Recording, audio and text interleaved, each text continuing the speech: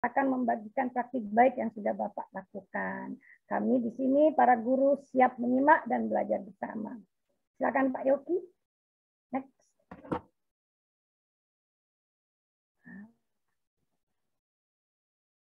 Iya, terima kasih Bu Tri.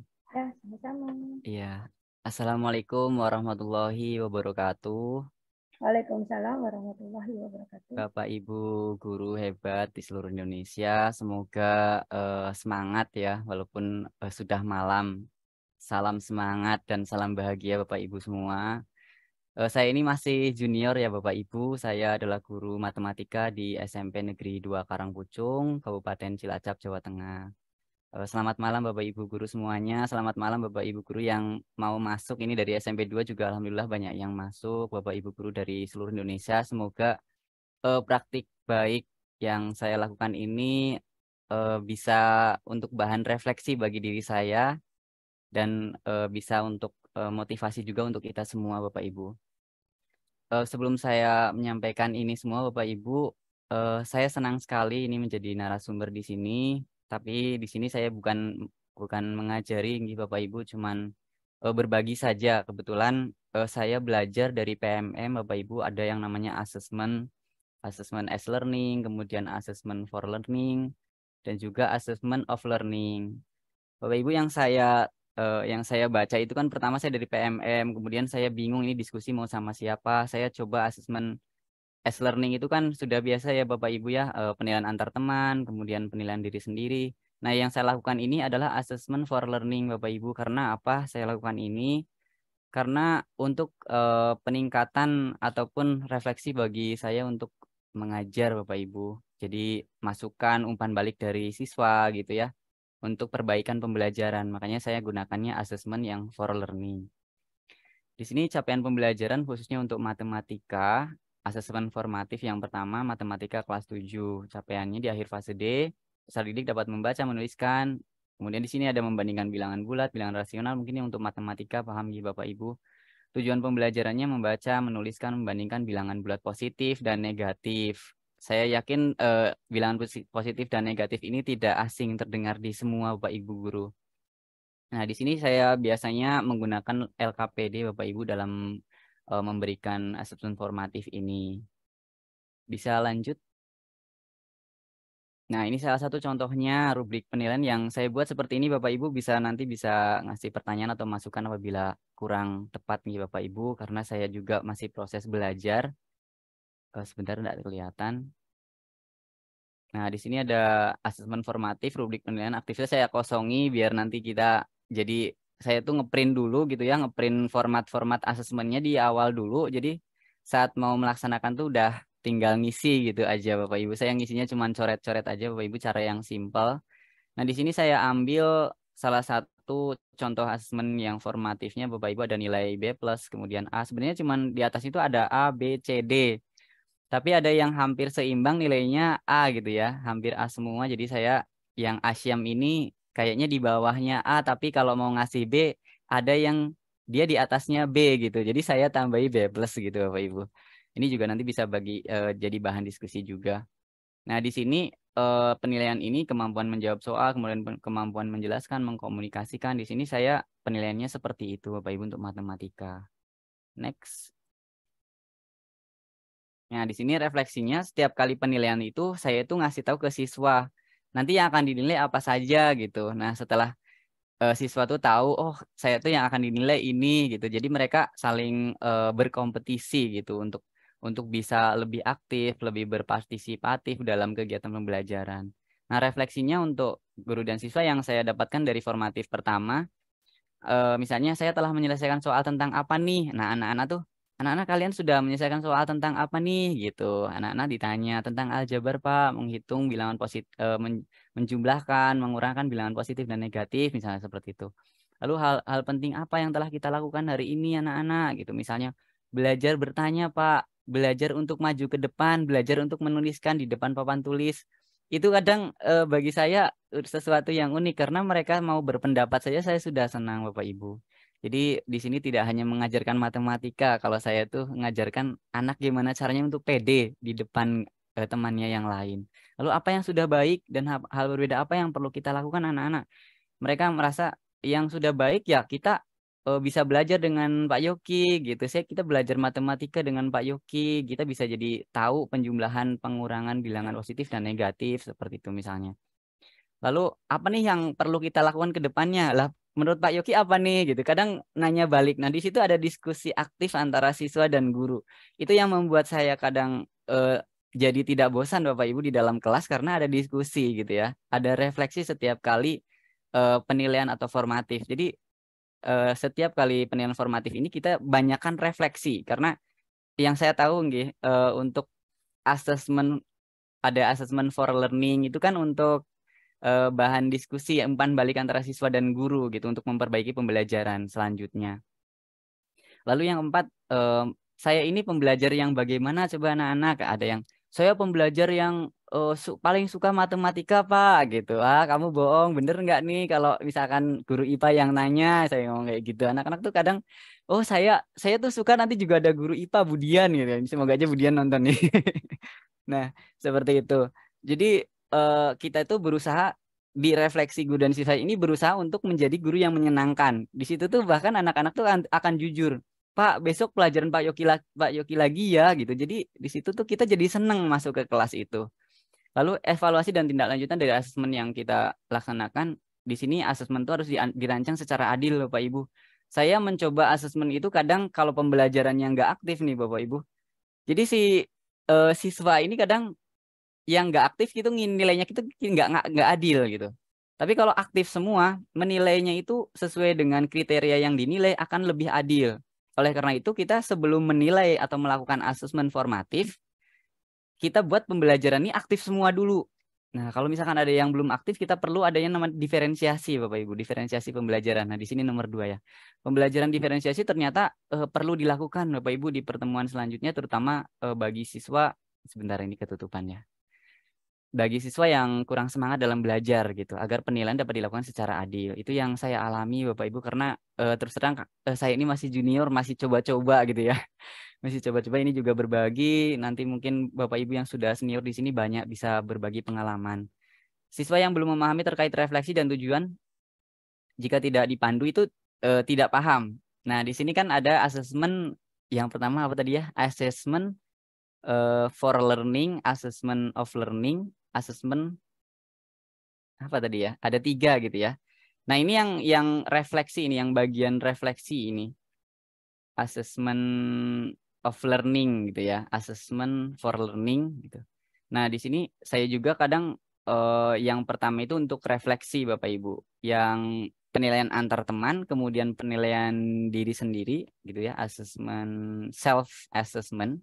Itu jarang saya lakukan. Jadi yang learning itu Bapak Ibu, yang learning itu jarang saya lakukan karena kalau penilaian antar teman kemudian penilaian diri sendiri, mereka itu menilai temannya sesuai dengan kondisi apa ya, emosional mereka gitu. Kalau ada rasa kesel sama misalkan perempuan sama laki-laki gitu ya karena masa-masanya anak remaja gitu. Aku tuh sebel sama dia gitu. Jadi dia tuh ngenilainya tuh jadi jelek gitu untuk penilaian antar teman. Kemudian penilaian diri juga kadang yang laki-laki ini pada ngaco. Ngenilai diri sendirinya bagus bagus bagus padahal aslinya aslinya begitu Ibu ya. Ini pengalaman saya. Jadi yang learning itu terus terang saya lebih ke for learning-nya karena untuk umpan balik antara siswa dengan guru dan untuk memperbaiki proses pembelajaran yang saya harus lakukan apa ke depannya itu Bapak Ibu. Jadi asesmen for learning ini yang lebih saya gali lebih dalam lagi atau lebih saya terapkan lagi. Yang ketiga, siswa belum memahami terkait refleksi dan tujuannya jika tidak dipandu harus dipandu Bapak Ibu terkait refleksi itu yang asesmen yang pertama itu, yang learning. Kemudian siswa terlalu lama menyampaikan refleksi di akhir pembelajaran sehingga di pertemuan selanjutnya refleksi perlu sebentar ini ketutupan. Di akhir pembelajaran sehingga perlu dilakukan dengan ungkapan langsung. Nah, awalnya ini saya di program guru penggerak ya Bapak Ibu, refleksi kan biasanya pakai kertas kecil berwarna gitu ya. Terkadang kalau anak SMP itu dikasih kayak gitu lama banget. Nulis refleksi udah lama banget, makanya saya lebih baik tanya langsung aja gitu. gitu. Jadi ini juga bahan refleksi untuk saya ke depannya, gimana nih bagusnya nih besok harus perbaiki lagi. Jadi masih coba-coba Bapak Ibu saya itu. Lanjut Mbak.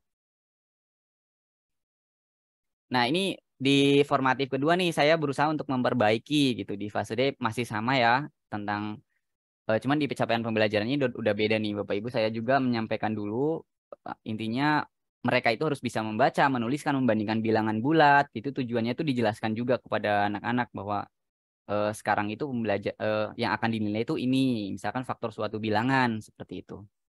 Ini udah berbeda lagi Bapak Ibu dengan yang asesmen pertama. Tapi ada perbaikan di penilaian formatifnya. Karena di asesmen yang formatif pertama itu saya dapat umpan balik dari siswa. Kemudian saya refleksi diri, saya kurang apa ya ini tadi.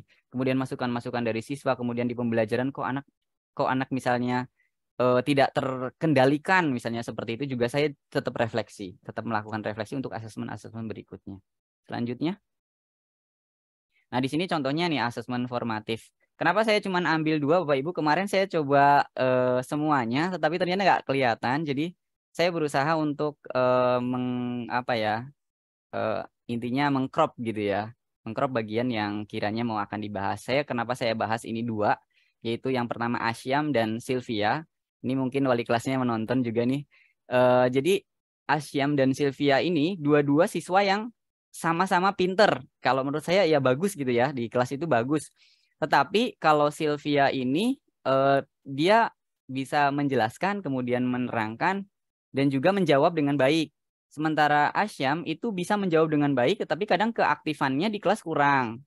Dan saat bekerja kelompok, dia tuh cuman bisa untuk diri dia sendiri. Pinternya hanya untuk diri dia sendiri, jadi nggak bisa membagi tugas. Ketika dia berkelompok dengan anggota yang lainnya, dia hanya apa ya, berkutat sendiri gitu. Lalu pembagian perannya juga ya dia sendiri yang mengerjakan. Nah, itu terkadang bagi saya ini juga perlu penilaian bagi kita sebagai seorang guru kalau dilihat dari asesmen formatif dan sumatif. Jadi kita tuh nggak cuma apa ya, menilai secara formatif aja, tetapi sumatif ini juga penting Bapak Ibu. Karena prosesnya ini kalau bagi saya lebih penting gitu. Karena daripada tidak punya kolaborasi, padahal kan sekarang kan 4C itu paling dikedepankan sekarang itu. Kolaborasi itu penting bagi anak-anak, tidak hanya pintar untuk diri sendiri. Saya sering menjelaskan, cuman untuk Asyam ini masih perlu pendekatan lagi, mungkin harus ada teknik coaching gitu ya kalau dalam bahasa uh, pendidikan guru penggeraknya. Next Mbak. Nah, kemudian dari refleksi yang selanjutnya juga saya sama ya Bapak Ibu, masih sama pertanyaannya, kira-kira anak-anak kita telah menyelesaikan tentang apa nih? Oh, tentang faktor bilangan prima misalnya gitu. Hal penting apa yang telah kita lakukan hari ini? Kita bekerja kelompok, Pak. Kemudian kita presentasi, kemudian kita saling tunjuk-menunjuk.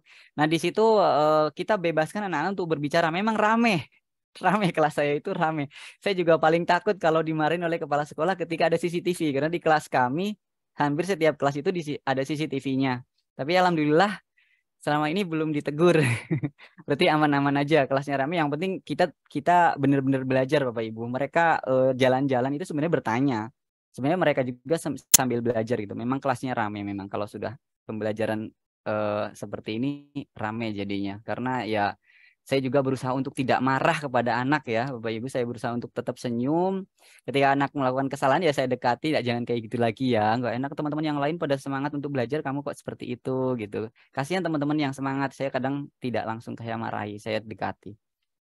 Nah, di sini juga sama saya pembelajar yang, nah ini yang laki-laki ini semangat kalau kalau yang seperti ini nih. Makanya kadang kita kembalikan lagi. Kamu tadi bilang kamu pembelajar yang aktif, sekarang kok kamu ramenya kok nggak bagus gitu. Nah, saya kembalikan lagi kepada anak-anak sama seperti kesepakatan kelas yang kadang dibuat sebagai bahan untuk mereka tuh menilai diri sendiri. Oh iya ya, saya tadi udah sepakat seperti ini, kok saya melakukan ini kan jadi malu gitu. Beda dengan aturan. Kalau aturan kan kadang buat anak tuh jadi takut gitu untuk melakukan kesalahan. Tapi kalau kesepakatan, ketika mereka mereka melakukan kesalahan kan mereka belajar dengan kembali ke dirinya sendiri. Lalu saya ingin menjadi apa? Itu juga sering saya lakukan di setiap kelas, bahkan di kelas 9 juga Bapak Ibu, meskipun kelas 9 ini masih kurikulum 2013 ya. Tapi kalau untuk kelas 7 ini saya juga tetap saya laksanakan di kelas-kelas lainnya. Saya ingin menjadi apa? Maka apa yang kamu lakukan apa?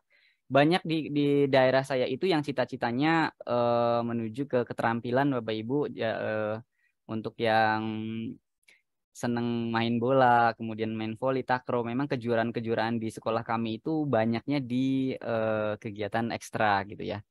Tapi bagi saya itu memang cita-cita mereka, kita harus dukung. Apa yang sudah kamu lakukan untuk memperoleh cita-cita kamu? Saya sudah berolahraga dan sebagainya. Kira-kira belajar matematika perlu ndak? Ya perlu Pak gitu ya. Iya dalam bermain sepak bola dan sebagainya juga tetap perlu berhitung gitu. Saya kayak seperti itu. Dan kalian juga harus melanjutkan ke tingkat SMA saya bilang gitu. Ataupun SMK ke tingkat yang lebih lanjut. Evaluasi tindak lanjut. Nah di sini yang saya tekankan Bapak Ibu pembelajaran diferensiasi. Kenapa perlu dilakukan? Karena salah satu saya ini Bapak Ibu yang saya alami ya Bapak Ibu. Ini ada di sekolah kami itu ada masalah yang namanya sampah di dalam laci. Kemudian saya coba gimana cara mengaitkan sampah di dalam laci itu biar bisa dikumpulkan dan tidak langsung dibuang, tetapi dimanfaatkan untuk pembelajaran matematika. Nah, saat pembelajaran aritmatika sosial di pembelajaran diferensiasi ini, saya coba yang perempuan itu beda dengan perlakuannya dengan yang laki-laki ini yang kadang rame. Itu di sekolah saya mungkin Bapak Ibu juga sama ya. Nah, saya coba angkat yang biasanya misalkan hanya nonton PowerPoint saja, yang perempuan aktif, kemudian yang laki-laki sudah bosan, lewat video sudah bosan, lewat IT sudah bosan gitu ya. Gimana caranya ini biar anak laki-laki ini nggak bosan? Saya coba sesuatu yang nyeleneh gitu, memanfaatkan sampah yang ada di laci. Coba anak-anak keluarkan sampah yang ada di laci kalian. Banyak yang mengeluarkan Bapak Ibu, banyak banget sampah sampai ngumpul. Saya sudah, waduh ini banyak banget ya di meja. Dilihat CCTV nih. Wah, berarti ini kerajinan kelasnya kurang nih. Ya udah bagi saya sih semoga saja ini pembelajaran gitu ya. Bagi saya juga agar anak-anak peduli dengan sampah. Saya coba kumpulkan, kemudian di situ ada apa anak-anak di sana? Ada tulisan apa? Coba mereka sebutkan. Nah, coba anak-anak cari yang namanya tulisan neto atau berat bersih. Ada Pak, yang laki-laki itu udah mulai aktif. Yang laki-laki itu udah mulai rame. Mereka udah mulai mana? Di sini udah, wah ini kesempatan saya nih untuk melihat bagaimana proses asesmen formatif yang akan saya terapkan di pembelajaran diferensiasi ini, terutama memanfaatkan sampah sebagai media pembelajaran. Alhamdulillah terus terang Bapak Ibu, saya duduk saja, itu yang laki-laki pada ngedeketin. Pak ini bener nggak? Pak seperti ini betul nggak? Pak seperti ini. Bahkan mereka sampai ngantri, sabar anak-anak. Antri coba, sekarang urut absen gitu. Saya seperti itu. Kadang sekarang dilihat dari absensi, presensinya. Kamu sama temennya duluan siapa nih di absennya? Kamu siapa nih yang duluan? Seperti itu. Sampai kerepotan. Alhamdulillah dengan pembelajaran diferensiasi ini saya dekat sekali dengan anak. Terus terang anak-anak suka dengan pelajaran matematika. Lalu di akhir pembelajaran setelah itu ada refleksi ya Bapak Ibu. Tentu guru juga perlu menyampaikan kata motivasi. Ini sangat penting, tidak hanya di awal. Terkadang motivasi di awal hanya sebuah cerita, saya seperti itu, ataupun kadang video. Kemudian motivasi di akhir pembelajaran ini sering saya sisipkan di refleksi. Bapak Ibu, saya sering menanya siswa jadi gantian. Kadang ada siswa yang sukanya tentang olahraga. Ada yang siswa yang pengen cita-citanya tinggi, misalnya seperti Polwan, TNI, bahkan presiden. Ya tetap akan saya dukung. Kalaupun cita-citanya itu tinggi, tetap akan saya dukung. Saya motivasi biar mereka positive thinking. Karena dengan berpikir positif, insya Allah nothing is impossible. Tidak ada yang tidak mungkin. Ketika kita mau berusaha, saya selalu menjelaskan itu pada anak-anak. Gitu. Dan di motivasi ini juga saya sampaikan bahwa apa yang saya kerjakan, saya sampaikan di situ.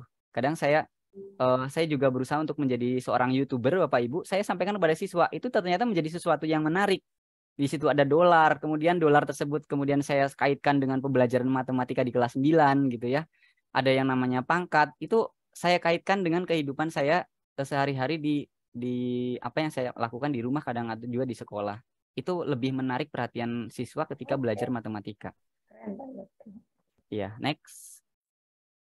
Ya, ini salah satu contoh asesmen sumatif Bapak Ibu, ASTS kalau di sekolah saya namanya asesmen sumatif tengah semester 1.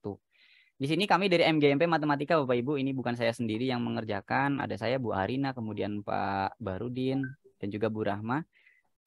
Didukung sebentar. Didukung oleh kepala sekolah juga. mau sekolah, mau Sebentar sayang, ikut webinar. sebentar ya. Mama ada di sana. Sebentar, sebentar. Sebentar ya. Nah, ini di asesmen sumatif ini, Bapak Ibu, saya kepala sekolah saya tuh terus terang sangat mendukung pembelajaran merdeka, dan yang sekarang ini malah kepala sekolah saya adalah di PMM juga. Bapak Ibu yang di PMM nih akan kaget. Kepala sekolah saya adalah Bu Kasmiana, Bapak Ibu, dari PMM. Dan ini mendukung sekali, jadi membuat soal-soal yang kayak AKM, bentuknya kayak checklist. Tapi di sini juga kita kelabakan. Kelabakan itu kerepotan cara menilainya. Kita jadinya banyak banget refleksi nih, banyak banget evaluasi di pembelajaran mereka yang saya coba-coba ini dengan guru-guru. Kadang ya buat kami sih dibuat menyenangkan aja lah, jangan dipikir susah gitu. Nah, ini contohnya checklist ya Bapak Ibu, boleh men-checklist 3 atau 4 atau 5 gitu kan. Semuanya boleh di checklist. Di sini juga nanti bisa kita diskusikan karena yang misalkan jawaban benernya ada 3. Tapi bagaimana yang anak jawabannya checklist semua, dan bagaimana yang anak jawabannya di 3 checklist itu benar semua, dan bagaimana yang jawabannya anak cuma 1 checklist. Nah, di sini saya juga dengan guru matematika debat juga sempat. Next.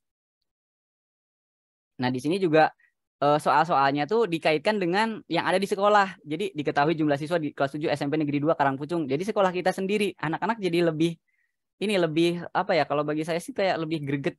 Oh iya, harusnya saya bisa nih ngerjakan soal ini, jadi gitu. Lebih dekat dengan telinga anak gitu.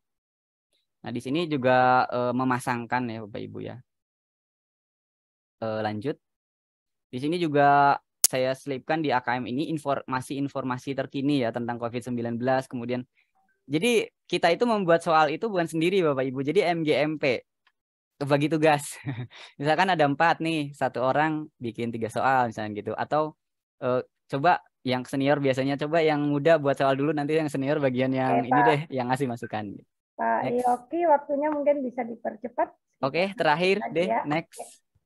Nah, ini salah satu contoh penilaiannya. Sumatif itu Asyam lebih besar daripada ini ya, Sylvia. Padahal di formatifnya Sylvia lebih unggul. Di formatifnya Sylvia lebih unggul, tapi di sumatifnya Sylvia kalah. Nah, di sini Bapak Ibu bisa kita diskusikan bagaimana Bapak Ibu menyikapi tentang hasil ini. Apakah sumatif dengan formatif itu harus dibagaimanakan? Kalau menurut saya pertimbangan formatif ini juga penting. Jangan sampai kita cuma nilai dari nilai ASTS-nya saja atau nilai sumatifnya saja. Ya, itu Bapak Ibu, semoga saja bermanfaat. Ini salah satu nilainya. Jadi setelah saya kasih nilainya, saya hubungi orang tua, ada refleksi, evaluasi bagi anak yang nilainya kurang, saya remedi, saya kasih soal-soal yang mereka masih belum paham. Jadi setiap siswa soalnya beda, sesuai dengan nilai yang mereka salah. Jadi saya coret dengan benang merah gitu. Yang salah, yang mereka kerjakan. Begitu Bapak Ibu. Semoga bermanfaat. Mohon maaf kalau dalam penyampaian saya belepotan Bapak Ibu karena Jawa Sunda ngapak ya bahasanya. Terima kasih, semoga bermanfaat Bapak Ibu guru Oke, terima senior. Mohon kasih maaf apabila ada banyak Pak kekurangan. Yoki. Wassalamualaikum Ya. warahmatullahi wabarakatuh. Waalaikumsalam warahmatullahi wabarakatuh. Bapak dan Ibu, Pak Yoki sudah membagikan praktik baik yang sudah beliau lakukan, mulai dari merancang asesmen, melaksanakannya di kelas, kemudian mengolah hasil asesmen itu menjadi sebuah refleksi bagi Pak Yoki sendiri, kemudian menjadikan itu sebagai umpan balik dengan memberikan berbagai macam tindak lanjut. Kita lihat di sana Pak Yoki menerapkan berbagai macam prinsip assessment seperti adil, valid, reliable, dan proporsional.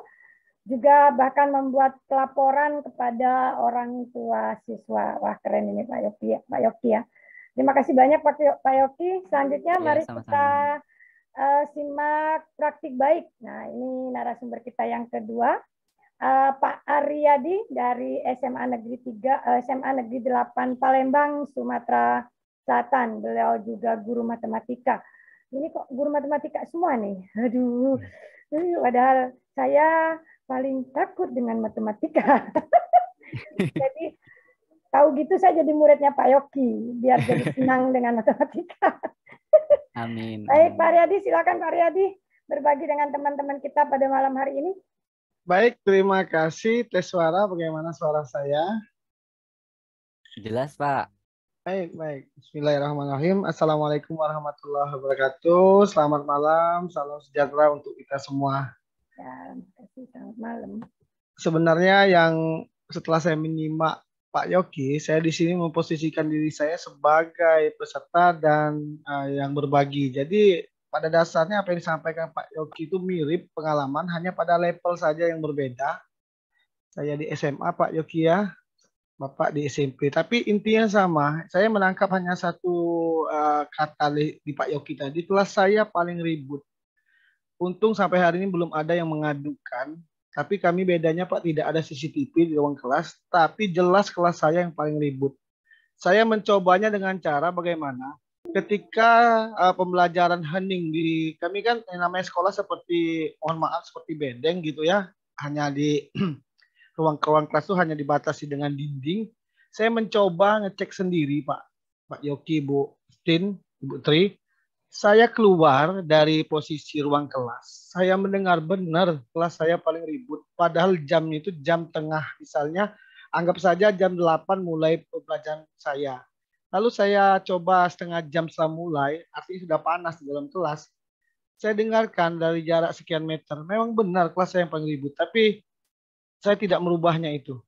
Baik Bapak Ibu semuanya, terima kasih. Izinkan saya menyampaikan apa yang saya buat ya. Kurikulum Merdeka itu menekankan pentingnya keterpaduan pembelajaran dan asesmen. Jadi jangan pernah kita pisahkan menurut tuntutan kurikulum Merdeka itu antara pembelajaran dan asesmen. Pembelajaran ada asesmen, asesmen adalah pembelajaran. Terutama asesmen formatif sebagai suatu siklus belajar. Karena apa? Karena asesmen formatif ini terabaikan, terkadang terabaikan. Muncul pertanyaannya nanti apakah nanti mempengaruhi terhadap nilai. Karena semua mengejar masalah nilai, maka kadang-kadang asesmen formatif ini dilupakan. Tapi bagi saya, asesmen formatif ini adalah hal yang paling penting. Karena apa? Karena setiap murid memiliki kebutuhan, kemampuan, ya, latar belakang, pengalaman, sampai tingkat kematangan yang berbeda-beda. Itu sangat jelas dan suatu keniscayaan. Oleh karena itu dibutuhkan asesmen awal pembelajaran untuk memetakan murid berdasarkan kemampuan dan kebutuhannya. Saya memetakan murid saya itu langsung melalui observasi sendiri dan melakukan tanya jawab. Karena jujur saja, kalau kita menggunakan kata kelabakan, kami adalah sekolah yang menggunakan kurikulum Merdeka jalur mandiri. Kami bukan sekolah penggerak, yang dimana kami adalah mandiri berubah ya. Ada mandiri belajar, ada mandiri berubah, ada mandiri berbagi. Nah, di situ kan perlu kesiapan.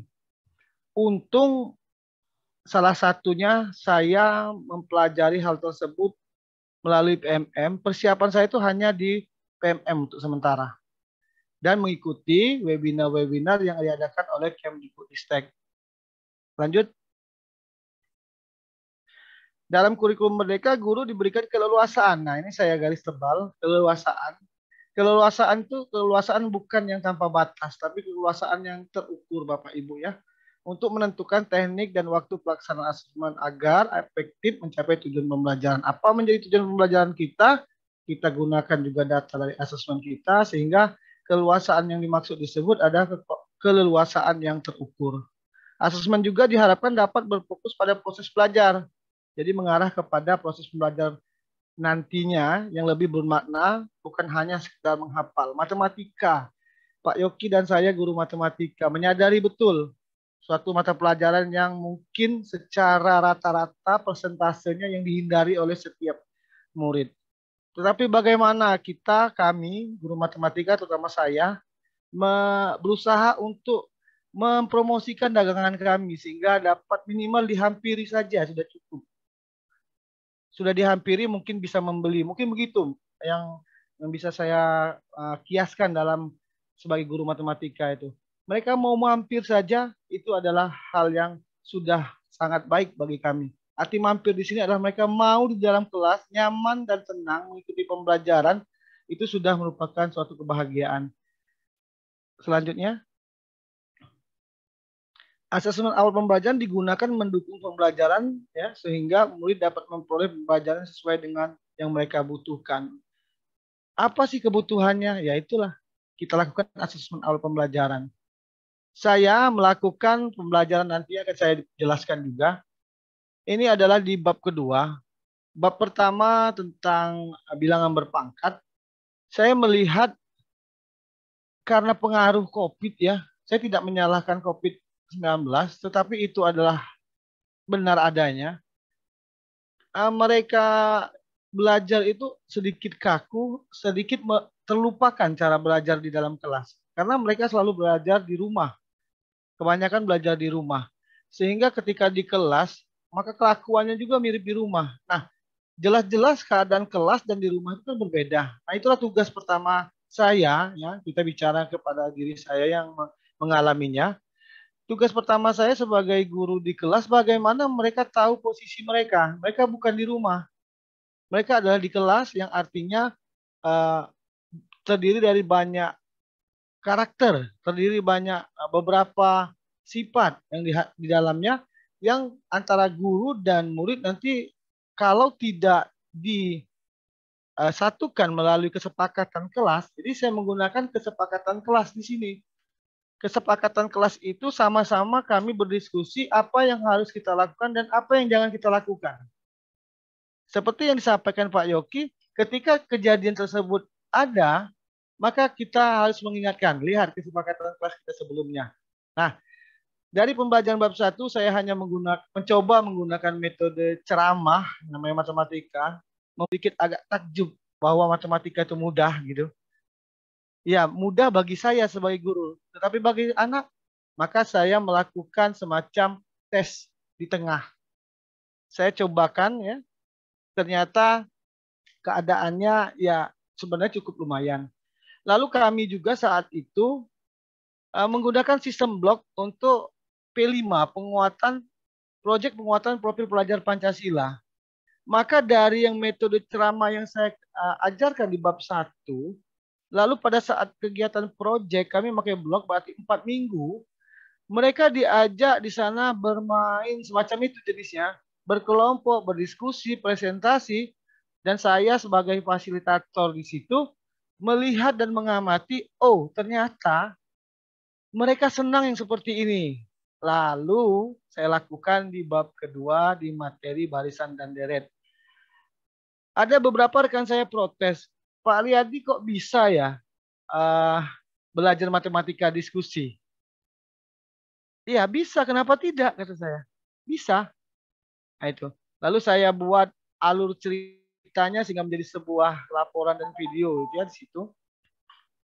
Baik, selanjutnya untuk slide selanjutnya. Aksi nyata yang saya lakukan karena latar belakang tersebut saya melihat bahwa anak ini saat ini senang ya berkelompok. Lalu saya berusaha untuk menyesuaikan dengan keadaan. Bukan saya menyerah, tapi saya akan memodifikasi keadaan itu menjadi pembelajaran yang diharapkan bermakna bagi mereka, yaitu pembelajaran matematika berdiferensiasi. Yang pertama saya menyusun asesmen awal sudah, yaitu dengan cara memberikan soal-soal, bisa dilihat di link itu ya nanti. Kemudian melaksanakan asesmen awal pembelajaran, saya susun, lalu saya laksanakan, lalu saya gunakan tadi hasilnya. Lalu perbaikan pembelajaran selanjutnya, yaitu di bab kedua, itu yang saya maksud tadi ya. Baik, selanjutnya. Tujuan pembelajaran secara umum itu saya buat, murid itu dapat berpartisipasi aktif dalam pembelajaran. Ya, itu yang kita inginkan. Murid dapat mengeksplorasi kompetensi yang dimiliki. Karena mereka kelas 10 dari SMP atau sederajat ke SMA, terkadang tidak dikatakan bahwa ketika mereka di SMP kurang paham matematika, saya katakan tidak bisa. Apakah mereka harus tetap tidak bisa di SMA? Jawabannya pasti tidak. Biarkan itu masa lalu mereka di SMA, mereka kurang memahami matematika, bahkan ada hal, mohon maaf Bapak Ibu, tidak baik saya katakan, membenci matematika. Nah, saya akan berusaha mengobati bagaimana cara mereka sembuh dari matematika dan ingin belajar matematika. Lalu akhirnya apa? Ketika mereka mau belajar, maka kompetensi mereka akan tergali. Dan di situ mereka akan merasakan kenikmatan belajar matematika. Murid dapat kreatif dari situ, mandiri, kolaborasi. Maka kolaborasi ini saya ambil dari ketika mereka melaksanakan proyek. Ketika mereka melaksanakan proyek, terdapat kolaborasi di sana, ada kemandirian di sana, ada kreativitas di sana. Lalu saya bawa ke pembelajaran matematika saya dan saya teruskan semangat mereka. Lalu murid dapat mencari solusi-solusi permasalahan di keseharian. Itu harapan pada saat akhir pembelajaran dari suatu tingkatan. Next. Tujuan pembelajaran khusus pada saat ini adalah pada saat yang saya lakukan ini adalah saya menjelaskan pengertian barisan aritmatika, kemudian menjelaskan pengertian deret aritmatika, menentukan rumus suku ke n suatu barisan aritmatika, menentukan rumus jumlah n suku pertama suatu deret aritmatika, menyelesaikan permasalahan masalah kontekstual yang terkait dengan barisan aritmatika dan deret aritmatika. Nah, ini ada pertanyaan muncul, apakah ini dapat dilakukan dalam satu kali pertemuan? Tentu tidak. Selanjutnya. Nah, ini adalah gambaran di mana saya membuat, pertama secara umum ya, Bapak Ibu pasti melakukan di sekolah masing-masing, yaitu membentuk kelompok kecil. Membentuk kelompok kecil karena jumlah 36 satu kelas. Kebetulan 4 kelas 10 yang saya ajar itu semuanya 36. Maka saya buat kelompoknya 4 orang. 4 orang dalam satu kelompok, maka terjadi ada 9 kelompok di dalam satu kelas. Kenapa saya buat 4? Saya teringat dengan yang namanya suatu organisasi. Biasanya yang berjalan itu hanya 4 orang. Ketua, wakil ketua, sekretaris, dan bendahara. Nah, mengarah kepada itu ditanyakan oleh siswa. Pak, kenapa harus 4, Pak? Saya senang sekali ketika siswa ada protes kepada saya dan berani memprotes saya, itu kebahagiaan, Bapak Ibu. Pak, saya bertanya, Pak, kenapa harus 4, Pak? Kenapa tidak 6? Kan bisa, Pak, katanya. 3, 6 itu 6. Ternyata mereka sudah bermatematis di sana. Ya kan? Belum saja mulai matematika, matematis sudah mereka laksanakan. Nah, saya bilang begini, bukan mengeles, cuma ngeles itu bagian dari kehebatan guru. Kalau 4, coba kita, satu organisasi biasanya, apakah kalian pernah mengamati itu? Nah, saya bawa ke situ. Pernah kalian mengamati suatu organisasi apapun? Kita pakai rasa-rasa boleh? Boleh. Apakah di organisasi itu semuanya aktif, jumlah anggotanya? Belum tentu ya. Nah, berarti yang paling bertanggung jawab, merasa bertanggung jawab itu biasanya ketua, wakil ketua, sekretaris utama, bendahara utama.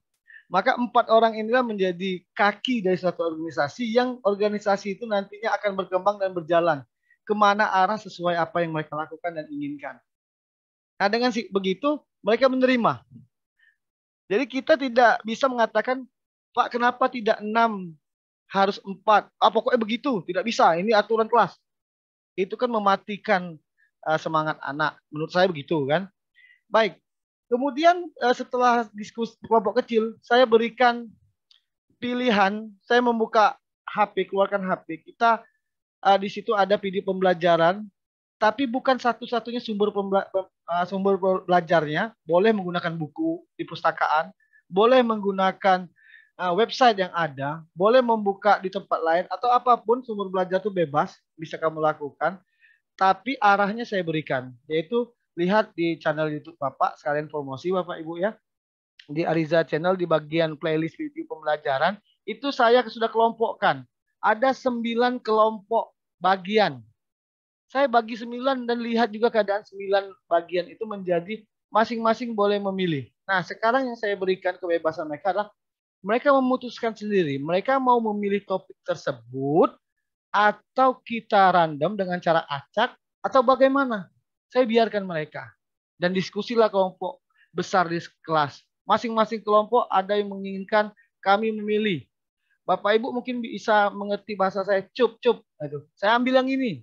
Cup, itu gitu kan. Saya ngambil yang ini. Nah, itu kalau masihnya di bahasa daerahnya begitu. Ngecup istilahnya. Maaf istilahnya ya. Nah, saya lihat keadaan tersebut terjadi reaksi kan, komunikasi. Ya, mereka bereaksi, berkomunikasi, mereka ada emosi di situ. Nah, itulah tugas saya sebagai guru yang saya perankan sebagai fasilitator.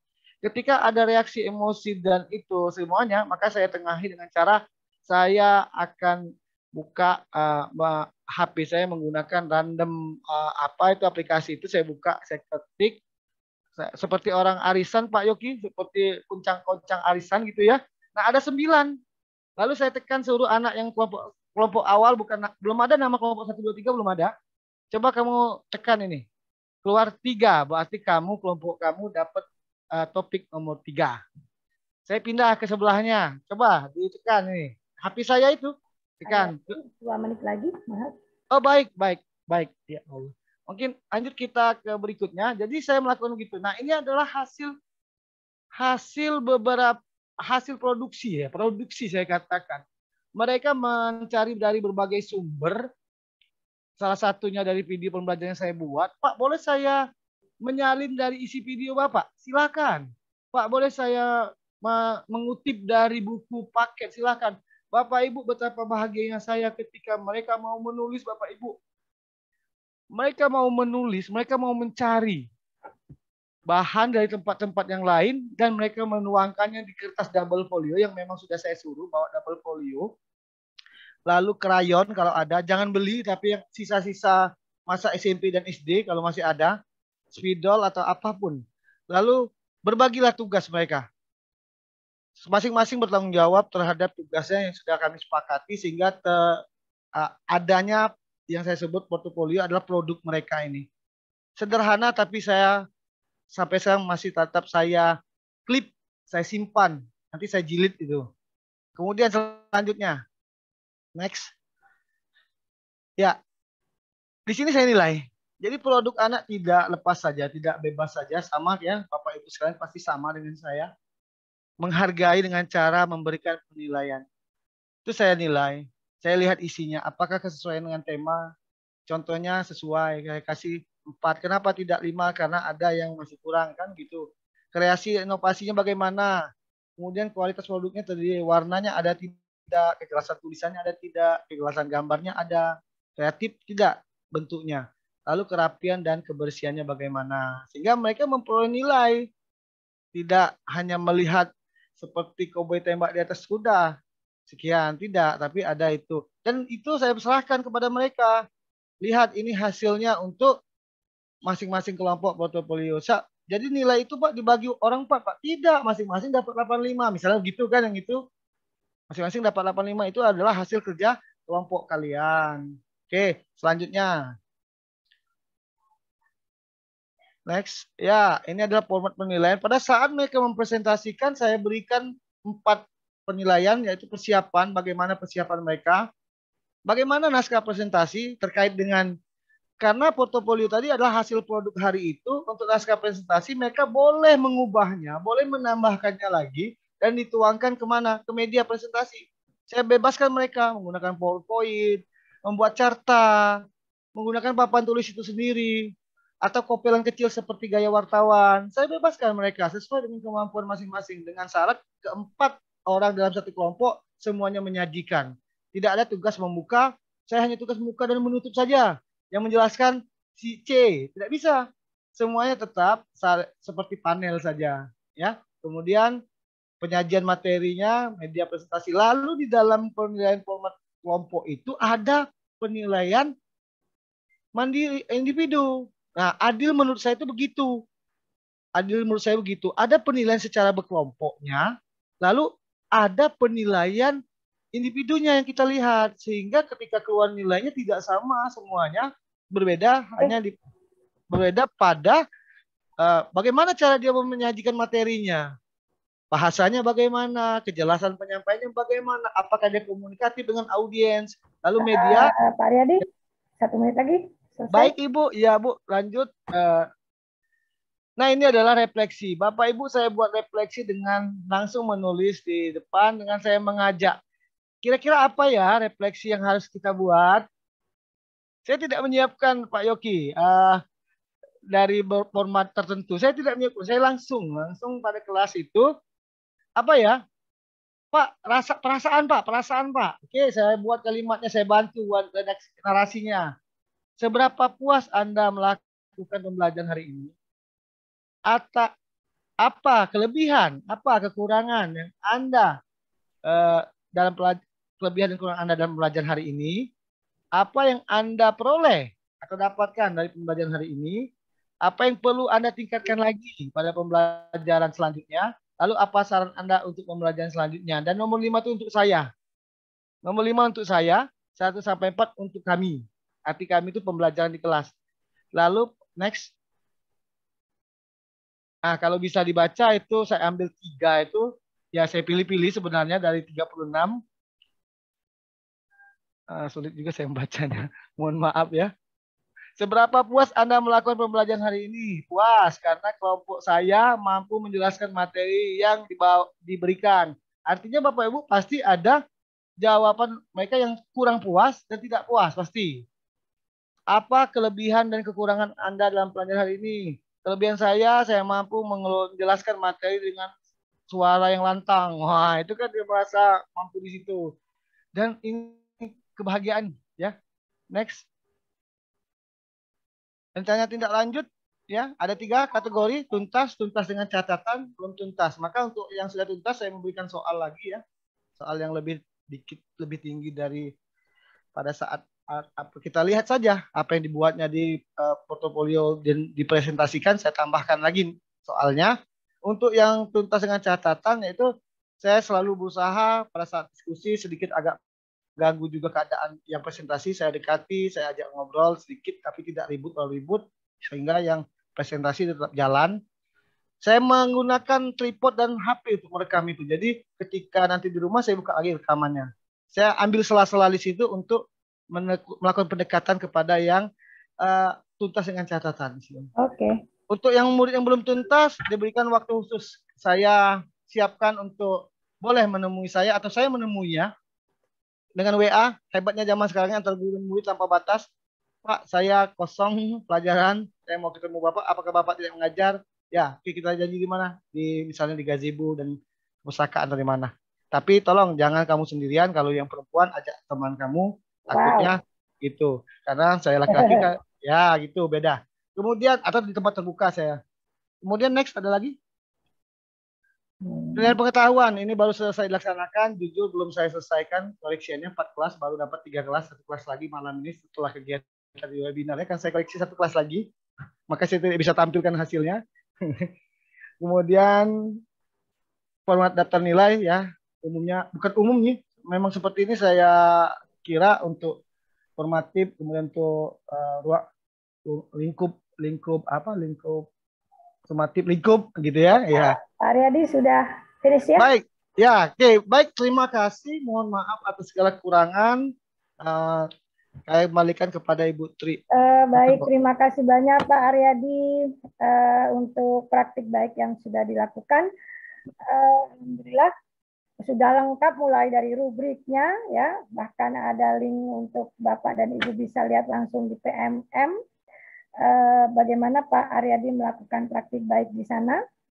Bapak dan Ibu, semoga 2 narasumber yang tadi menyajikan praktik baiknya bisa menginspirasi kita, sehingga mungkin jika ada Bapak dan Ibu yang masih bingung, sedikit bingung, bisa mengadopsi dengan mengadaptasi apa yang sudah Pak Aryadi dan Pak Yogi lakukan di kelas atau di sekolah Bapak dan Ibu, meskipun mungkin mata pelajaran yang berbeda.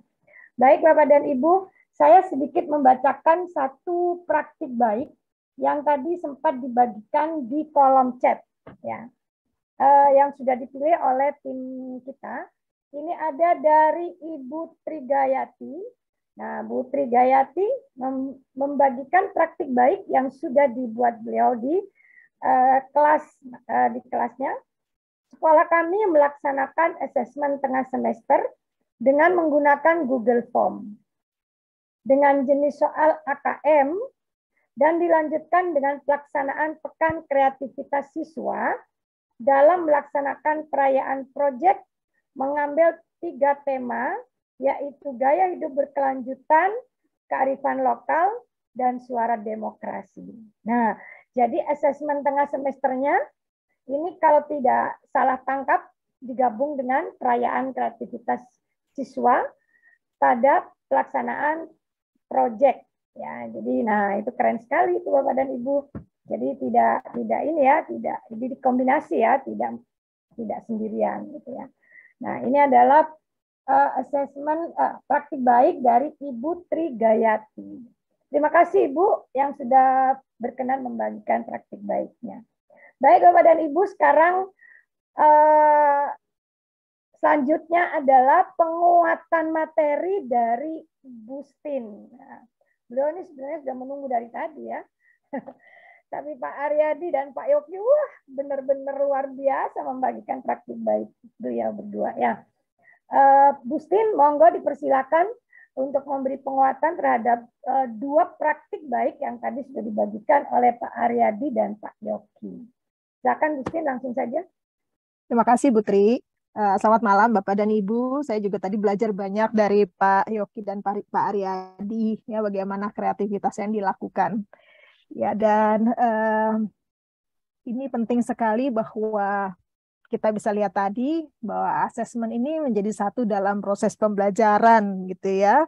Tadi Pak Yogi bilang assessment for learning, as learning, and of learning gitu ya. Jadi asesmen ini menjadi satu kesatuan untuk kita lihat bagaimana murid-murid kita mencapai tujuan pembelajaran. Ya, dari asesmen ini kita dapat bukti-buktinya. Dan kalau kita lihat tadi dari soal-soalnya kelihatan sekali ya bahwa dari CP yang diharapkan bahwa konsep-konsep matematika itu terhubung dengan keseharian. Dan kita lihat bagaimana Pak Yogi dan Pak Aryadi mengaturnya sehingga anak-anak menjadi bersemangat karena apa yang dipelajari itu yang dapat dipakai dan dihubungkan dalam keseharian mereka, gitu Bu Tri. Lalu saya juga tertarik bahwa siswa jadi tahu ya apa yang dinilai, itu juga penting. Kalau kita mau cari bukti, maka kita perlu transparan juga pada siswa. Saya mau lihat buktinya yang ini, gitu ya. Jadi siswa tahu dan siswa jadinya tidak menebak-nebak apa yang mau dinilai oleh guru, tidak menebak-nebak pikiran guru gitu ya, tapi dia bisa tahu apa yang mau dinilai oleh guru. Itu penting sekali. Ya, lalu lanjut. Ini saya percaya Bapak dan Ibu sudah banyak melihat atau mendengar contoh-contoh seperti ini bahwa capaian pembelajaran ya yang akan menjadi tujuan kita ini kompetensi minimum gitu. Lalu ada pembelajaran berdiferensiasi. Ya, untuk mencapai capaian pembelajaran, maka ada tujuan-tujuan pembelajaran, tapi juga ada dalam tujuan pembelajaran itu kita melakukan diferensiasi. Ya, bahwa ada anak-anak yang bisa cepat, ada anak-anak yang mungkin perlu penguatan lebih banyak, gitu. Dan tadi ada pertanyaan juga di chat, bagaimana sih pembelajaran berdiferensiasi itu? Nah, Bapak Ibu, dari pertama kita tadi Pak Yogi sudah mulai juga dengan pembelajaran asesmen awal pembelajaran. Nah dari situ kita bisa tahu, oh anak ini kesiapannya sampai di mana, gitu ya. Oh anak yang ini dia sudah paham kompetensi yang ini, tapi bagian yang kompetensi yang lainnya belum, begitu. Ya. Lalu dalam perjalanannya maka dengan hasil asesmen awal pembelajaran ini, kita jadi bisa tahu prosesnya mau seperti apa yang akan kita lakukan. Kita bisa lihat dalam gambar ini, ada yang harus melalui jalur yang biru, ada yang jalur yang hitam, ada jalur yang hijau. Ini prosesnya. Dan kita ukur tadi ya, tadi ada formatif, macam-macam asesmen formatif yang dilakukan, lalu kemudian ada sumatif. Ya. Jadi prosesnya kita bedakan, lalu produknya. Gitu tadi juga Pak Yogi dan Pak Aryadi sudah cerita bahwa anak-anak diberikan kesempatan untuk memilih apa yang akan mereka lakukan, lalu menceritakan pengalaman belajar mereka, refleksi mereka dalam portofolio. Gitu ya, ini menarik sekali. Jadi itu prinsip pembelajaran berdiferensiasi Bapak dan Ibu dan bisa diterapkan di mata pelajaran apapun. Oke, lanjut. Dan ini asesmennya. Jadi waktu dalam perjalanan ini, kalau kita mau tahu bagaimana karakteristik peserta didik, bagaimana mereka mencapai tujuan pembelajarannya, lalu kita memberikan umpan balik kepada mereka, maka kita pakai asesmen. Jadi Bapak Ibu bisa lihat dalam perjalanan ini kita yang menetapkan asesmennya di mana. Asesmen formatif itu kita perlu berikan feedback cepat begitu ya supaya anak tahu Oh, saya ada di mana? Oh, saya kurang yang mana? Apa yang baik dari yang sudah saya lakukan? Ya, dan nilai-nilai asesmen formatif ini menjadi feedback buat mereka. Nanti di sumatif kita akan lihat kompetensinya mereka. Mereka akan menunjukkan bagaimana mereka mencapai kompetensi yang kita harapkan. Begitu. Oke, lalu lanjut. Nah, ini dia bedanya asesmen formatif dan sumatif. Gitu ya. Tadi sudah dari contoh-contoh yang diberikan tadi kita bisa lihat bahwa formatif itu untuk kita memberikan feedback yang cepat, umpan balik yang cepat kepada murid. Ya, bisa bermain peran, lalu ada jurnal, membuat karangan, kita bisa juga observasi gitu ya. Nah, prosesnya ini dalam asesmen formatif ini yang kita bisa nanti lihat bagaimana murid-murid kita berkembang dalam mencapai capaian pembelajarannya. Jadi kita bisa variasikan, kita bisa sesuaikan dengan kebutuhan anak-anak. Di sumatifnya kita tahu bahwa ada anak-anak yang senang dengan gambar. Nah, maka biarkan mereka menghasilkan produknya dalam bentuk gambar misalnya. Lalu dalam bentuk tertulis esai, dalam bentuk animasi misalnya kalau disesuaikan dengan tujuan pembelajaran kita. Itu kita berikan kebebasan, boleh.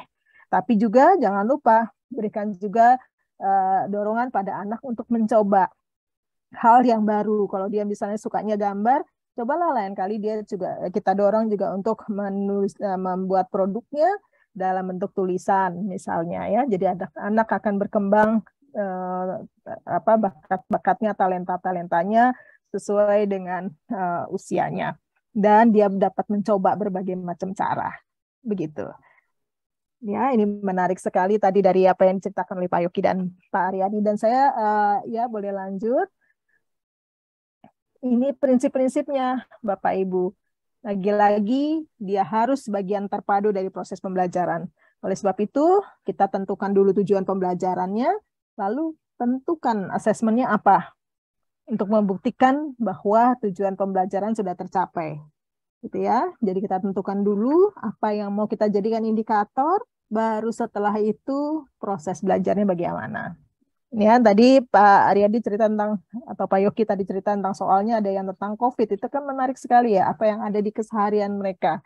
Nah, itu akan menjadi satu informasi yang menurut saya menarik gitu ya buat kita untuk bagaimana anak memahami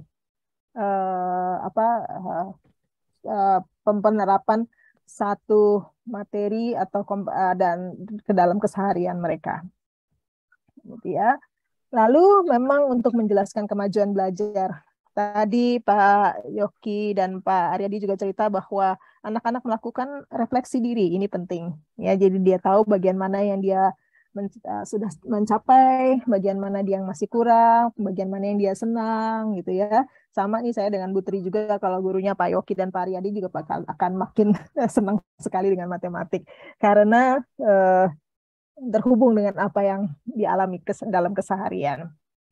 Ya, dan memang yang kita nanti deskripsikan adalah kompetensinya. Jadi kita tidak pisahkan pengetahuannya bagaimana, sikapnya bagaimana, tapi bagaimana kompetensi anak itu secara utuh. Gitu. Lalu minta juga anak-anak juga bertanggung jawab terhadap pembelajaran mereka. Ini adalah hal yang penting, ya, dan juga direkomendasikan oleh dunia internasional. OECD mengatakannya sebagai learning compass. Jadi anak itu harus menjadi agen untuk dirinya sendiri, untuk perubahan masa depan, untuk keberlanjutan masa depan negara kita dan bumi kita.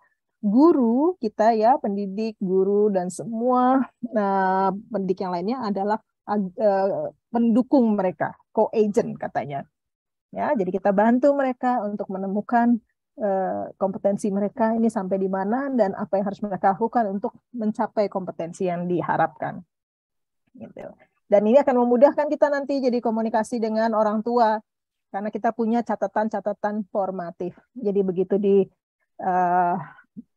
di sumatif gitu ya, misalnya ada orang tua yang bertanya kenapa anak saya segini nilainya, seperti yang tadi dicontohkan oleh Pak Yoki dan Mbak Riyadi, maka kita akan mudah memberikan jawaban karena kita punya catatan-catatan dan hasil-hasil sumatifnya menunjukkan bagaimana kompetensi itu dicapai. Gitu. Selanjutnya, nah Bapak Ibu, ini dia asesmen yang memerdekakan.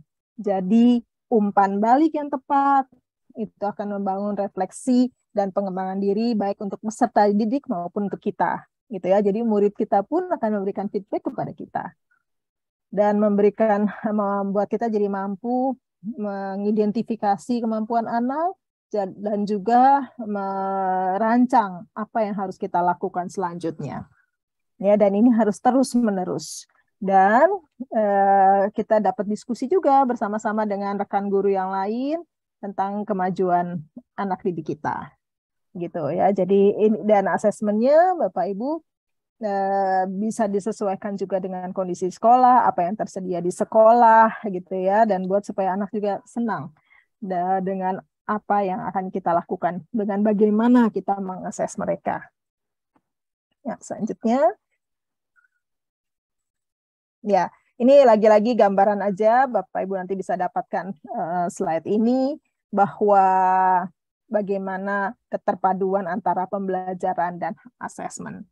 Ya, jadi berdasarkan hasil asesmen ini, kita mendetailkan rencana selanjutnya, tindak lanjutnya bagaimana. Ya, nah ini sekarang kan sudah tengah semester ya, capaian pembelajarannya sudah sampai di mana, apa yang masih kurang, dan apa yang perlu diperbaiki lagi di perjalanan menuju akhir semester nanti. Ya, dan Bapak Ibu lagi-lagi biarkan anak mengetahui dia kompetensinya sampai mana dan biarkan dia bertanggung jawab juga untuk mencapai kompetensi yang kita harapkan. Jadi rubrik tadi yang dicontohkan oleh Pak Yoki dan Pak Riyadi ini menjadi sangat penting kita deskripsikan. Kalau dia mampu mempresentasikan konten yang mana sih, konten yang mana yang perlu dipresentasikan dengan baik. Kalau dibilang harus mampu mengkomunikasikan, komunikasikannya dengan cara yang bagaimana, itu kita perlu jelas gitu ya kepada murid kita, sehingga nanti mereka dapat mempersiapkan diri, mereka juga dapat melakukan asesmen untuk diri mereka sendiri. Produk saya ini seperti apa ya, sudah sesuai dengan harapannya Bapak dan Ibu guru atau belum gitu. Jadi dia juga melakukan self assessment, dia juga bisa minta temannya untuk menilai, saling menilai begitu ya. Jadi Bapak Ibu tidak harus selalu asesmen ini formatif, terutama adalah kita yang nilai, tidak harus ya, bisa jadi murid juga bisa dilibatkan. Ya. Selanjutnya, nah ini bagaimana menyusun asesmennya. Nah Bapak Ibu ada macam-macam. Bapak Ibu pasti sudah tahu banyak tentang taksonomi Bloom. Ya, ini bagaimana levelingnya, gitu ya, sampai menciptakan. Ya, dan kita lihat bagaimana anak kita mencapai kompetensinya. Ya, jadi ini merupakan panduan kita untuk menyusun asesmennya. Ya, mirip kita boleh pakai juga yang dikembangkan oleh Anderson, gitu ya, mulai dari ini taksonomi Bloom yang kemudian dimodifikasi, direvisi kembali oleh Anderson dan Cradwell. Gitu. Lalu kemudian bisa juga pakai ini yang juga menarik selain taksonomi Bloom. Boleh ke slide selanjutnya. Ya, ini ada dia bilang boleh pakai penjelasan, boleh kita nilai interpretasi dia, aplikasi, perspektif dia, ini menarik ya. Jadi melihat satu masalah dari berbagai perspektif, itu juga kita penting untuk kembangkan. Lalu kita juga bisa menilai bagaimana anak berempati, menaruh diri pada posisi orang lain, lalu pengenalan diri atau refleksi diri. Ya, tadi yang dipakai oleh Pak Yoki dan Pak Riyadi, ada kombinasinya nih. Nah, pakai punya Bloom, tapi juga pakai Tig dan Wiggins ini. Ya, selanjutnya ini Marzano. Jadi mirip-mirip ya.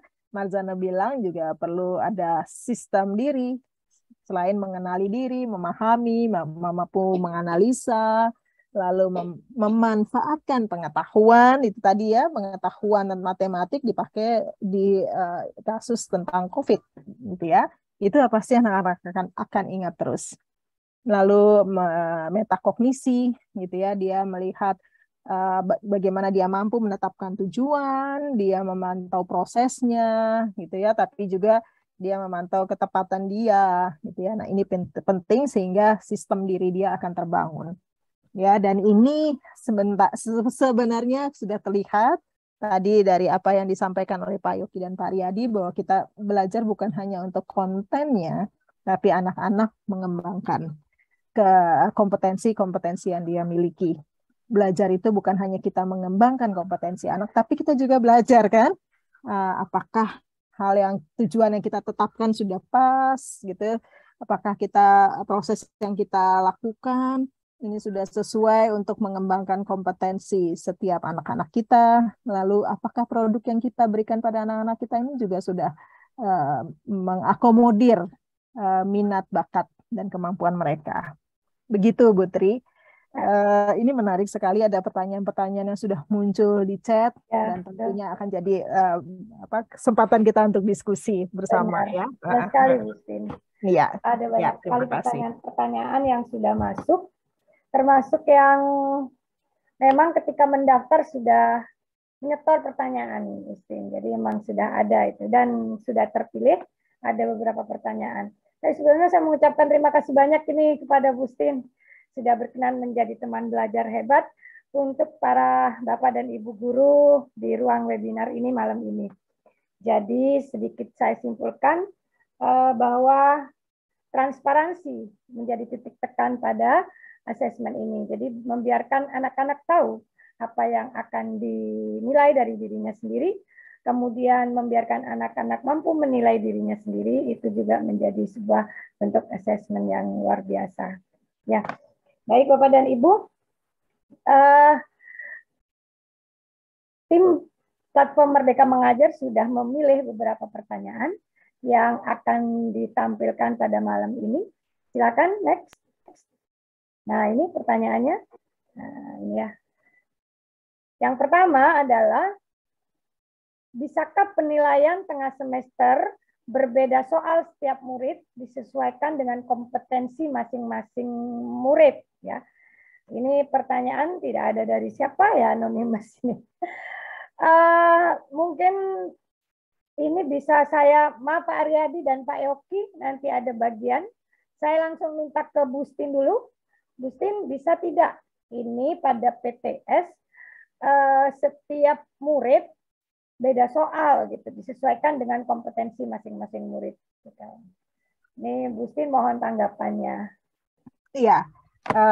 Beda soal tidak apa-apa, tapi yang penting indikatornya kan, indikator untuk mengukur kompetensinya perlu sama gitu, soalnya perlu dibeda-bedakan. Lalu kompetensi anaknya mungkin kan beda-beda ya. Nah mungkin memang itu dia, jadi diferensiasinya itu banyak sekali kita bisa lakukan dalam dalam proses pada saat formatif, tapi begitu penilaian sumatif, penilaian tengah semester ini, nah boleh beda-beda, tentu saja itu tadi produknya, gitu kan. Ada anak yang senangnya dengan menggambar, maka biarkan mereka menampilkan produknya dengan gambar. Lalu ada anak yang senangnya bikin animasi, silahkan. Tapi ada anak yang senangnya bikin puisi atau apa, ya itu tergantung kebutuhan dan capaian pembelajaran yang kita akan targetkan, tujuan pembelajaran yang kita targetkan. Jadi nggak apa-apa menurut saya. Tapi indikatornya jangan sampai beda. Ya. Jadi beda menu ya. Jadi beda, guru menyediakan banyak menu. Misalnya kalau mungkin dari yang saya tangkap dari Bustin, pada mata pelajaran bahasa Inggris misalnya, untuk teks prosedur, anak-anak bisa memilih menyajikan teks prosedurnya lewat video, bisa lewat komik, atau lewat apa gitu ya Bu ya? Ya. Seperti itu. Indikatornya tetap sama, yaitu menyajikan teks prosedur gitu ya. Jadi seperti itu. Next, mungkin dari Slido masih ada satu soal lagi. Nah, ini dari Ibu Rahayu Dwi Mastuti Widayanti, SMPN 2 Merbau Mataram. Apakah hasil asesmen formatif akan mempengaruhi hasil asesmen sumatif yang nantinya akan kita munculkan dalam laporan hasil belajar? Saya minta sekarang ini ke Pak Yoki ya, yang tadi menyajikan formatif dan sumatif, nanti bisa dikuatkan oleh Gustin. Terima kasih.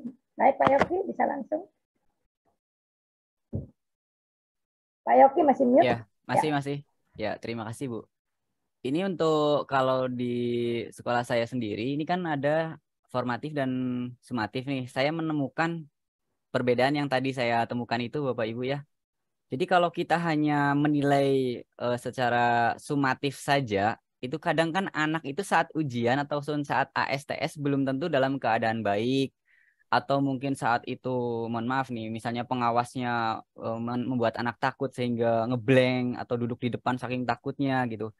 Jadi kalau bagi saya sih tetap akan berpengaruh nilai formatif ini kepada nilai sumatif. Kasihan Bapak Ibu kalau anak-anak yang di formatifnya itu ternyata mereka itu aktif tetapi di hasil akhirnya mereka jelek gitu. Jadi kalau menurut saya nih, karena kita juga masih membayang-bayangkan rapotnya akan seperti apa nanti Dapodik ketika sudah muncul ya Bapak Ibu ya.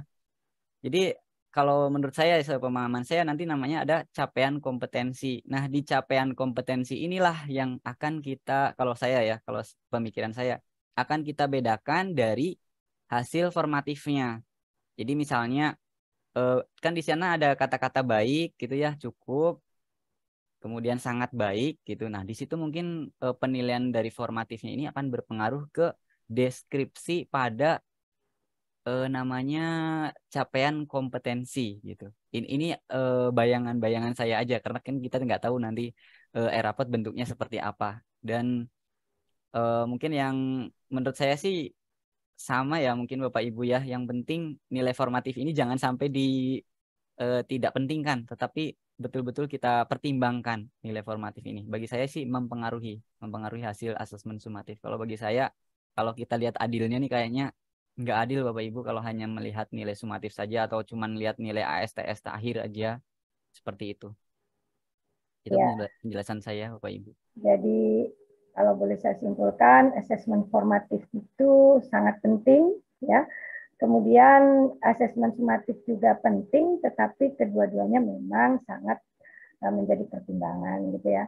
Jadi kalau katanya Pak Yoki, bisa jadi ketika sumatif anak-anak sakit gitu ya, dalam kondisi sakit tidak maksimal mengikuti ujiannya atau memproduksi produknya gitu. Maka asesmen formatif ini bisa menjadikan pertimbangan gitu ya. Bagaimana dengan Gustin? Bisa menguatkan Gustin untuk pertanyaan ini? Ya, tadi Pak Yoki bilang kita perlu mendeskripsikan kan bagaimana capaian kompetensi anak, bagaimana capaian anak terhadap tujuan pembelajaran yang sudah kita tetapkan. Nah, informasi-informasi untuk menuliskan deskripsi itu banyak didapat dari formatif, gitu ya. Tapi memang nilai asesmennya nanti di rapot masuknya kan yang sumatif, gitu ya, Bapak Ibu. Nah, tapi ini akan menjadi dasar untuk tindak lanjut berikutnya. Ya, tapi kita benar sekali yang Pak Yoki bilang, kita perlu melihat bagaimana asesmen formatifnya, gitu, apa yang dia lakukan, apa upaya dia, apa yang menjadi tantangan dia, itu jadi bahan informasi kita. Yang penting kita jangan sampai begini dibagi rata gitu, nilai formatifnya 4, terus nilai sumatifnya misalnya 5. Jadi 4 tambah 5, 9 dibagi 2 gitu. Jangan. Karena kita nggak pakai itu lagi ya. Kita pakai bagaimana anak ini dan kita lihat kenapa dia pada sumatif nilainya dapat sekian. Padahal di formatif sekian gitu ya. Nah ini yang kita perlu identifikasi apa penyebabnya dan ini menjadi bahan kita untuk tindak lanjut gitu. Nilainya sih nilai sumatifnya gitu ya. Tapi hasil-hasil formatif itu menjadi sangat penting juga untuk kita mengidentifikasi bagaimana anak mencapai tujuan pembelajaran yang sudah kita tetapkan, bagaimana anak mencapai capaian pembelajarannya. Ya, makasih Bu Tri. Ya, baik. Terima kasih Bu Stin yang sudah menguatkan pendapat dari Pak Yogi. Jadi asesmen formatif juga menjadi pertimbangan kita untuk memberikan nilai yang layak, nilai yang adil kepada murid-murid kita. Jangan sampai apa yang sudah menjadi usaha mereka tidak kita hargai. Begitu ya Bu Stin ya. Iya. Jadi anak perlu tahu kenapa sih dia dapat nilai segitu kan? Ya. Itu perlu dia sendiri sadar. Oh ya, memang ini nilai saya. Gitu. Ya, baik. Terima kasih Bu Stin. Selanjutnya kita open mic ya Bapak dan Ibu. Silakan Bapak dan Ibu yang ingin bertanya bisa raise hand. Nanti akan dibuka oleh tim PMM-nya. Ya, baik, silakan Bapak dan Ibu. Silakan raise hand. Ada Pak Pandu Rizky Aji yang sudah raise hand.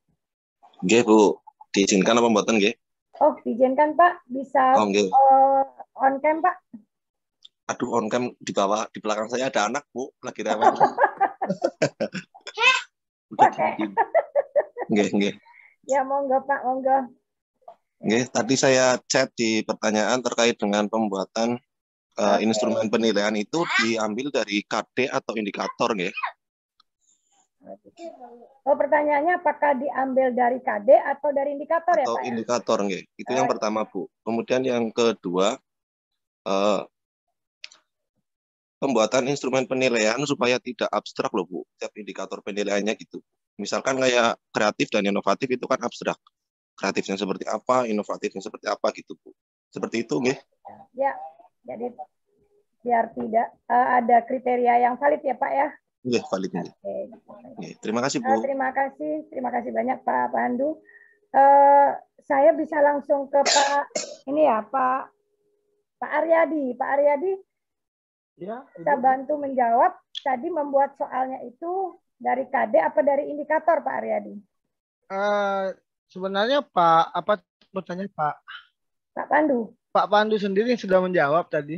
Indikator beliau tadi menyebutkan, jadi yang pasti indikator, karena indikator itulah yang akan kita uraikan nanti kepada penilaian instrumen penilaian. Okay. Untuk ya kalau dikatakan format ya, pendapat saya pada saat ini format itu dengan pengalaman guru selama ini, apalagi di setiap sekolah pasti ada guru yang berpengalaman, maka bisa saja melalui komunitas belajar di sekolah. Maka itu Bapak Ibu silakan buat kelompok kerja atau komunitas belajar di sekolah untuk menetapkan bagaimana format penilaian yang dapat kita buat. Dengan kesepakatan bersama, maka format tersebut rasanya lebih jadi adil ketika dibuat bersama-sama guru di sekolah tersebut, lalu disetujui oleh pemangku kepentingan di sekolah. Pasti saya meyakini Bapak Ibu semua yang hadir di sini, sejumlah 800 lebih, itu bisa melakukan tersebut. Atau bisa Bapak Ibu konsep dahulu, lalu dibicarakan dengan rekan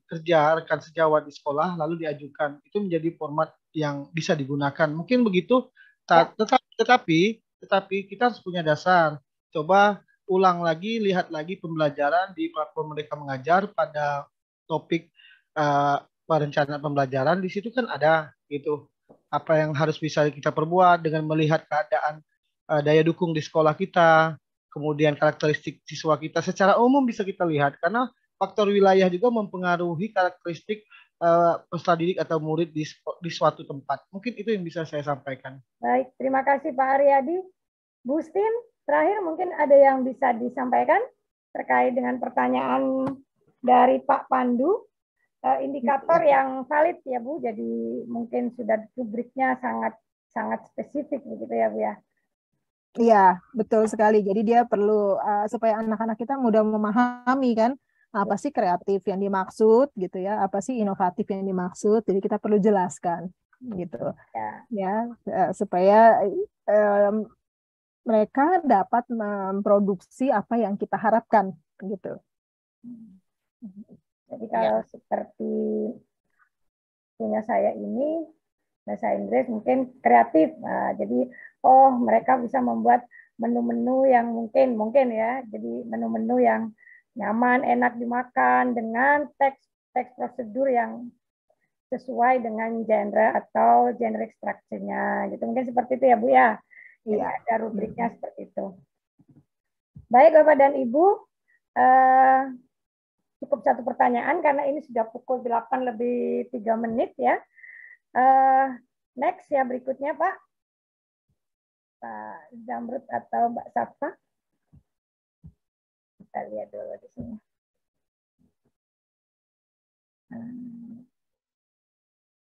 Oke. Ya, baik. Sekarang yang terakhir ini penguatan dari Pak Yogi.